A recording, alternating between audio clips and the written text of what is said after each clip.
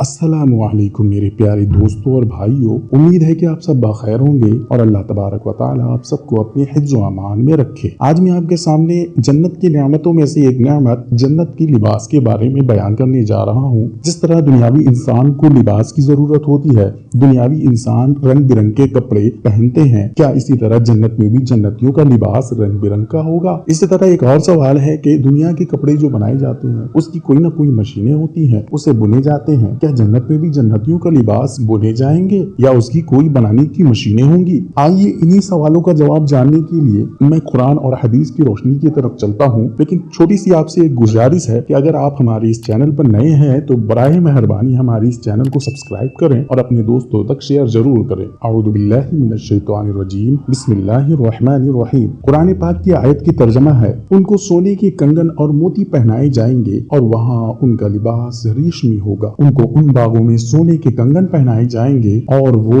ہرے رنگ کے باریک اور دبیز یعنی مضبوط اور ریشمی کپڑے پہنیں گے۔ ان باغوں میں یہ لوگ مسحری نما تختوں پر تکیے لگائے بیٹھے ہوں گے۔ کیا ہی اچھا بدلہ ہے، اور وہ جنت آسائش کے لحاظ سے کیا ہی خوب آرام گاہ ہے۔ اہل جنت کا بالائی لباس باریک ریشم کے سبز کپڑے ہوں گے اور دبیز یعنی مضبوط ریشم کے کپڑے بھی ہوں گے، اور ان کو چاندی کے کنگن پہنائے جائیں گے اور ان کا پروردگار ان کو شراب طہور یعنی نہایت پاکیزہ شراب پلائے گا۔ حدیث پاک کا ترجمہ ہے، حضرت عبداللہ بن مسعود رضی اللہ تعالیٰ عنہ رسول پاک صلی اللہ علیہ وسلم کا ارشاد نقل فرماتے ہیں کہ جنت میں پہلی داخل ہونے والی جماعت کے چہرے 14ویں رات کے چاند کی طرح چمکدار ہوں گے، اور دوسرے داخل ہونے والی جماعت کے رنگ اس نہایت چمکدار ستارے کی طرح ہوں گے جو بہت اچھا ہو۔ ہر جنتی کو حور عین میں سے دو دو بیویاں ملے گی، ہر بیوی کے جسم پر 70 جوڑے ہوں گے۔